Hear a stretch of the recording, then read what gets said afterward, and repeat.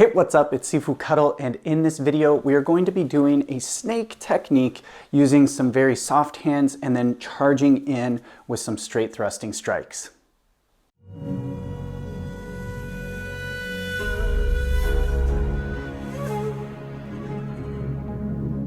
Now, as I just mentioned, we are going to be using some of the more circular looking techniques in the very beginning, and I want to break this down a little bit more even before we get into the steps of the technique, because there's a couple ways that we're going to look at this, one in particular when we do our application. But keeping this in mind, we are going to be starting with both hands separating. So we're going to be doing similar to one of our previous techniques when we were working on fluidity and just the circling and coiling motion. So we're going to bring both hands down in the beginning. And further on, when we get into application, we are going to be using both hands.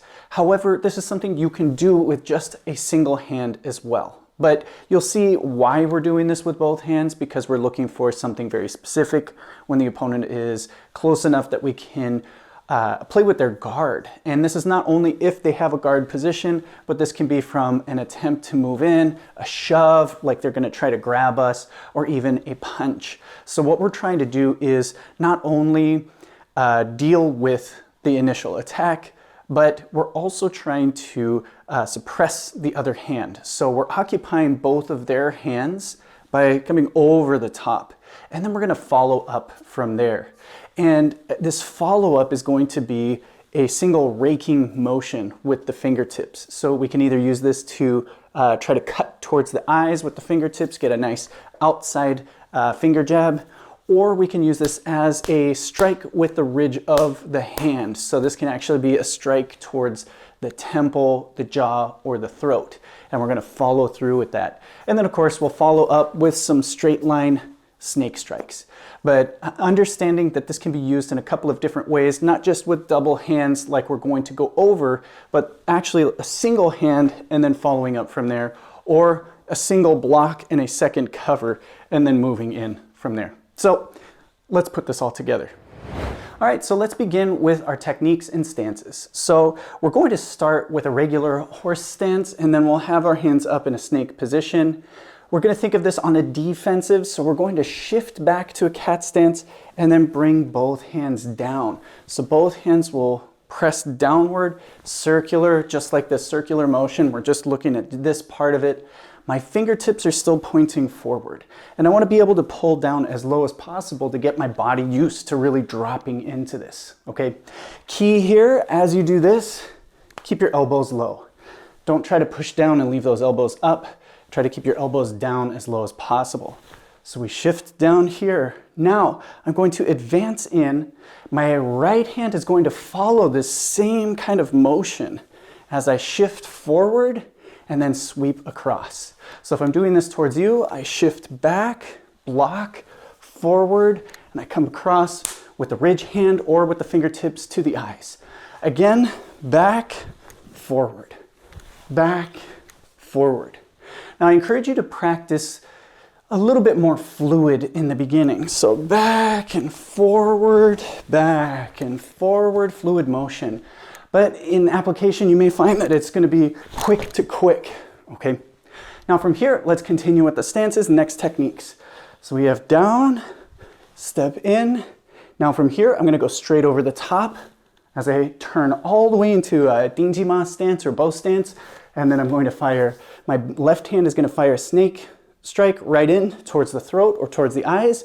And then I'm going to follow up with the right hand again, okay? So we have here 1, 2 to finish the technique. Again, I shift back, block, 1, sweeping, 2, 3. Again, shift back, 1, 2, 3. Shift back, 1, 2, 3. Shift back, 1, 2, 3. So now how we're going to use this on an opponent is from a simple guard position. So if they have their hands up and they're not initiating, we're going to pull their hands down with this double punkyu. So ideally, I'm using this to cover the guards, get his attention to to try to recover his hands and not think about attacking. So I'm using this as my entry to carry both hands here. Now, since I'm on top, I'm going to just simply follow up. One, either using the ridge of the hand either to strike at the temple or the throat, coming through, 1, 2. They can go either to the eyes, or after this first one up high, I can go in towards the throat. But we're going to use this as kind of a momentum to launch into that second one.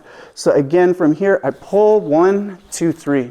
And depending on how he moves, if he's going to try to block and cover, I can try to find a different angle. Or if he's going to step back, I'm going to step in and move in with my strikes. So there you have it. This is a nice technique. It's nice, clean, quick. We use different stances. We're turning the waist. We're using a lot of elements of traditional Choi Li Fut in this, as well as elements of snake style. We have the coiling energy. We have that quick kind of hopscotching snakes. They're jumping over each other for that straight line thrust with the fingertips. So I think this technique is a really good embodiment of snake style. Now, when it comes to practice and when it comes to application, you need to have some place to start from, and that's where we're at in this video.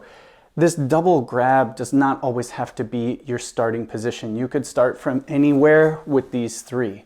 And if we wanted to go even further on a little bit of a tangent, if you wanted to apply this in more of like combat sports, if somebody's going to try to step in on you or you're in clinching distance, that quick pull is going to have that same effect whether our hands are in a snake position or if we have our hands in gloves or we're just going to hook with the hands. A quick pull is going to get them to jolt and react. And then from there we can go over the top with the hook and then some straight punches, which gives you another option. But going back to the snake style and looking at how we can adapt and train in a more practical sense is start first with the base. Have a partner practice pulling the hands down, 1, 2, 3. Then focus on partner reaction. Again, you want to make this a little bit structured in the beginning before it becomes more and more freestyle.